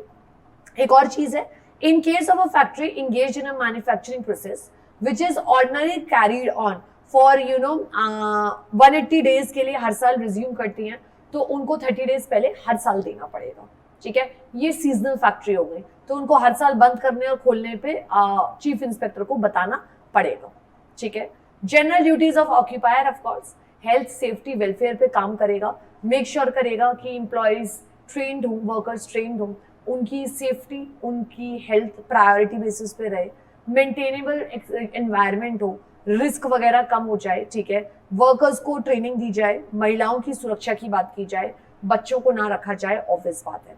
अब हम, क्योंकि ये स्पेसिफिक टॉपिक है, अब तो ये ड्यूटीज ही हैं एक तरीके की और रिक्वायरमेंट्स हैं अंडर फैक्ट्रीज एक्ट। मैं 3 टॉपिक लेके आई हूँ आपके साथ, of course health, safety and welfare. आपने कहा मैम बताओ जी, ये देखो जी, रेडी हो? आपने कहा मैम हेल्थ में हमें क्या क्या मेक श्योर करना है, स्वीपिंग आपके यहाँ, डस्टिंग, स्वीपिंग लाइक पोछा लगना, डस्टिंग लाइक झाड़ू मारना होना चाहिए, ठीक है। फ्लोर वॉश होना चाहिए अच्छे से, wet floor due to manufacturing अगर है तो उसे सुखाया जाए, ठीक है। आपके इनसाइड वॉल्स, डोर्स, विंडोज वगैरह वार्निश करे जाएं, पेंट करे जाएं, ठीक है। अब देखिएगा स्वीपिंग डस्टिंग कैसे होनी चाहिए, डेली, ठीक है। फ्लोर वॉश बकायदा प्रॉपर डिटर्जेंट के संग, एंटीसेप्टिक टाइप की चीजों के संग, एवरी वीक। आप ऊपर नीचे देखिएगा, ठीक है। मेरा पेन नहीं चल रहा है यार, मजा आ जाता है ये कराने में। ओफो, क्या ही हो गया आज, क्या ही हो रहा है ना। मैं ट्राई करे जा रही हूँ, पता है आपके लिए, मुझे लग रहा है कि शायद चल जाए, कुछ हो जाए। हेल्प भी मांगू तो किससे मांगू, मुझे लगता है ना।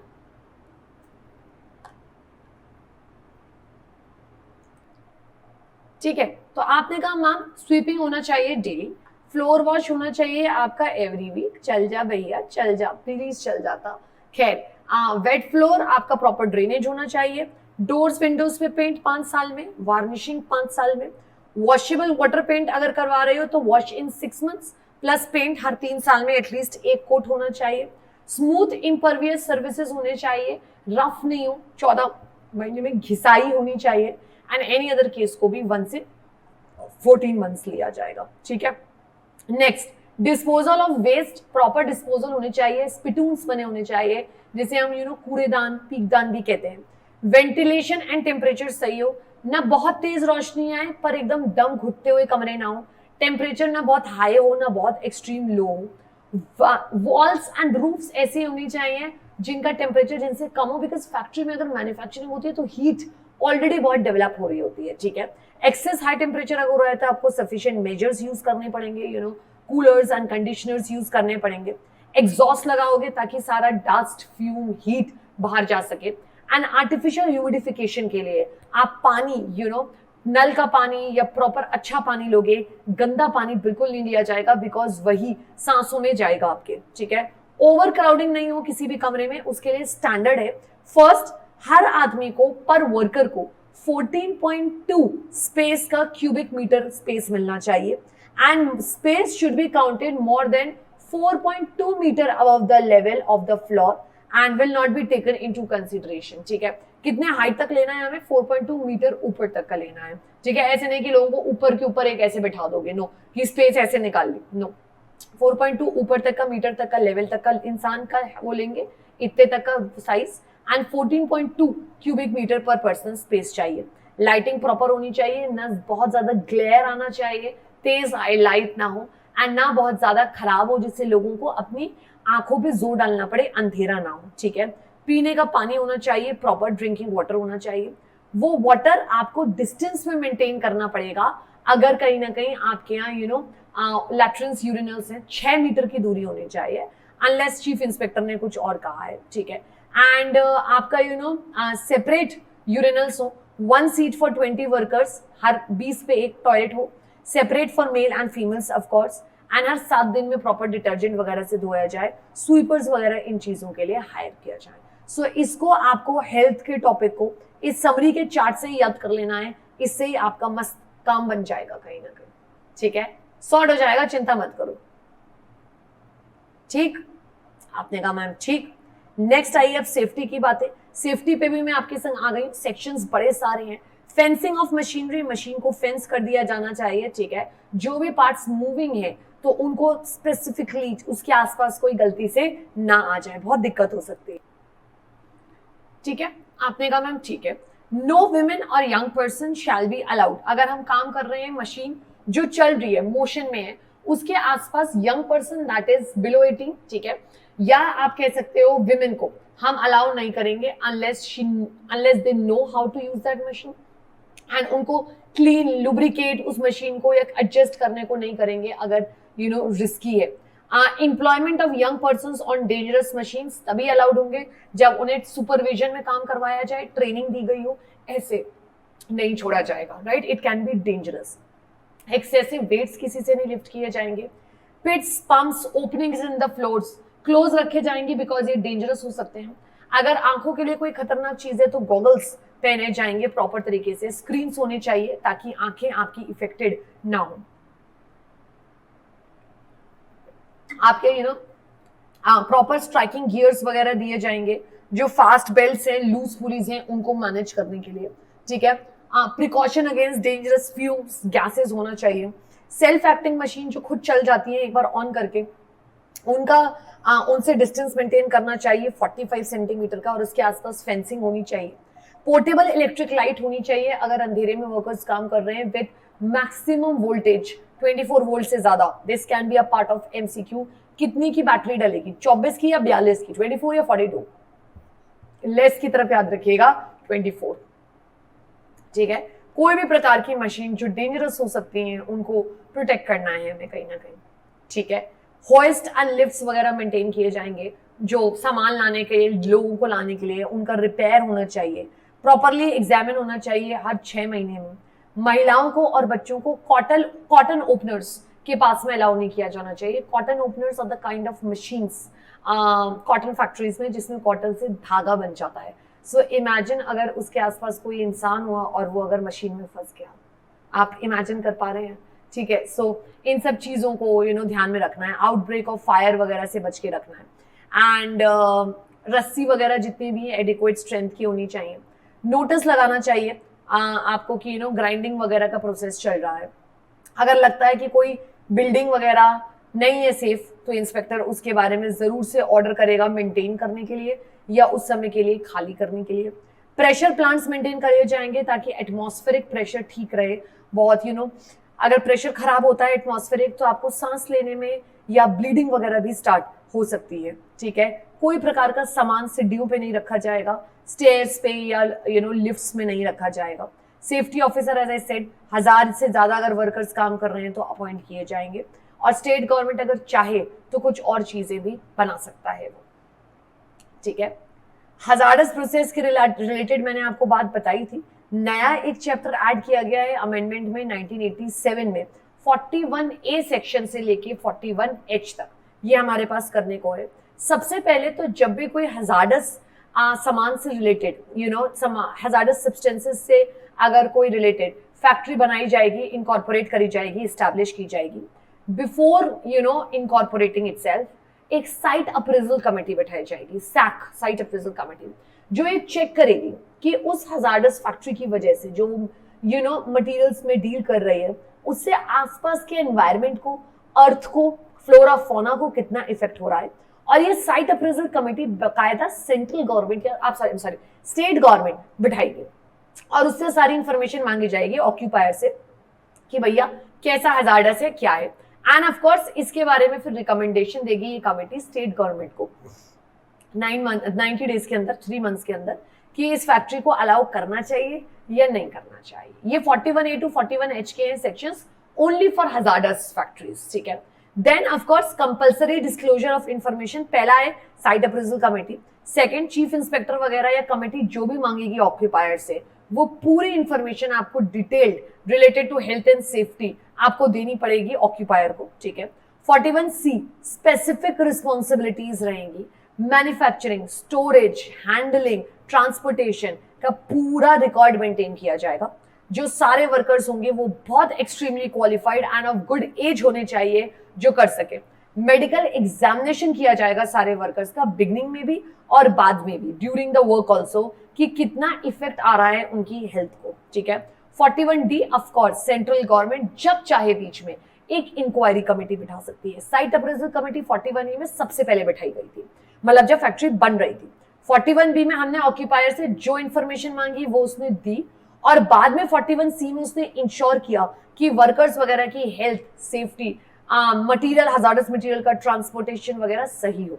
41D में अगर स्टेट गवर्नमेंट या सेंट्रल गवर्नमेंट को लगे कि कुछ इंक्वायरीज करनी है बाद में, तो करवाई जाएंगी।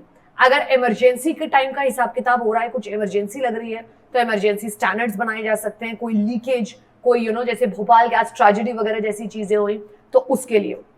And permissible limits of course of chemical and toxic substances, not just for the human beings but also for the environment. बाहर आप कितना छोड़ोगे, कितना प्रोसेस करके छोड़ोगे, आपको ये मेक श्योर करना है कि आप स्टैंडर्ड्स को मैच करो, बिकॉज आप environment, flora, fauna and of course human beings की हेल्थ खराब कर रहे हो under 41F। 41G of course safety management में वर्कर्स का भी पार्टिसिपेशन लिया जाएगा। जब कमिटी बनाई जाएगी सेफ्टी कमिटी, उसमें workers as well as employers दोनों को कंसीडर किया जाएगा एंड दैट टू इक्वली, बराबर बराबर, ठीक है। And right of workers to warn about the imminent danger, अगर कुछ लीक, कुछ गलत हो गया है, आपको इमीडिएट बेसिस पे वर्कर्स को बताना चाहिए ताकि वो लोग भी अपनी जान बचा के भाग सके, निकल सके, right? So 41A to 41H is an important series of sections for hazardous processes, right? Right or not? बोलो ना। कह रहे मैम राइट मैम, कह रहे मैम अब तो छोड़ दो, कोशिश करना। नहीं, कोशिश कभी भी नहीं छोड़नी चाहिए, है ना। चलो कोई बात नहीं है, ठीक है। देखो कुछ हो तो रहा है पर कुछ नहीं हो रहा है, मुझे लग रहा है।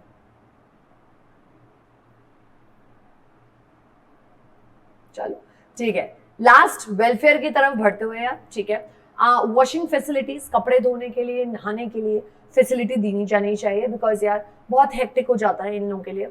मेल फीमेल के लिए of course separate washing facilities, और सिर्फ वॉशिंग नहीं, अगर आपकी यूनिफॉर्म वगैरह है तो कपड़े धोने के लिए, सुखाने के लिए आपको प्लेस मिलनी चाहिए। नॉर्मली ड्रेस पहनते हैं ये लोग, साड़ी वगैरह पहन के नॉर्मली काम नहीं होता, तो कपड़े सुखाने वगैरह की जगह हो, ठीक है। स्टोरिंग एंड ड्राइंग क्लोथिंग, ठीक है, as I said. Facilities for sitting, बैठने की जगह हो यार, ठीक है, खाने पीने के लिए या फिर ऐसे भी काम में, पूरे दिन तो कोई खड़े होकर काम नहीं कर सकता है। फर्स्ट एड बॉक्स होना चाहिए हर 150 लोगों पे, हर 150 लोगों पे, 150 पीपल पे, वर्कर्स पे एक फर्स्ट एड बॉक्स का डब्बा होगा। अगर 500 से ज्यादा वर्कर्स हैं तो एक एम्बुलेंस खड़ी रहेगी हर हाल में। और फर्स्ट एड बॉक्स में फर्स्ट एड का ही सामान हो, उसमें आप अपने बेकार का सामान ना रखो फैक्ट्री में, ठीक है। कैंटीन, अगर 250 से ज्यादा वर्कर्स हैं तो एक कैंटीन बनाई जाएगी। कैंटीन में क्या खाना होगा, किस रेट पे होगा, कौन मैनेज करेगा कैंटीन, उसके प्रॉफिट्स का क्या होगा, ये सब सेंट्रल गवर्नमेंट या स्टेट गवर्नमेंट रूल्स बता सकती है, ठीक है।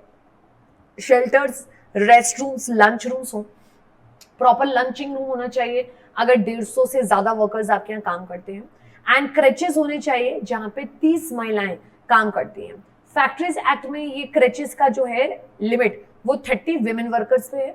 नॉर्मली अब आपका हो गया है एप्लीकेबल क्रेचेस का, अदरवाइज फैक्ट्रीज एक्ट के अलावा अगर 50 वर्कर्स काम कर रहे हैं, वेदर मेन और विमेन उसमें जितने भी हैं, they can use creche facility for their kids, छोटे बच्चों के लिए। और इसमें फैक्ट्रीज एक्ट में up to the age of, आप देखो 6 इयर्स बच्चों के इसमें इंक्लूड करे जाएंगे, ठीक है। बच्चे अगर 6 साल तक के हैं तो इसमें रखे जा सकते हैं। So the topic is very easy, it is divided into health, safety, welfare, hazardous processes, of course the definitions। यहां जाके आपका ये 3 चैप्टर्स की बेसिक बातें कंप्लीट होती हैं। सो आई होप आपको मजा आया है, ठीक है। याद करने वाले टॉपिक्स हैं, अभी से याद करना स्टार्ट कर दीजिए। This is Namni Bhatia signing off. Take care, lots of love to all of you, thank you.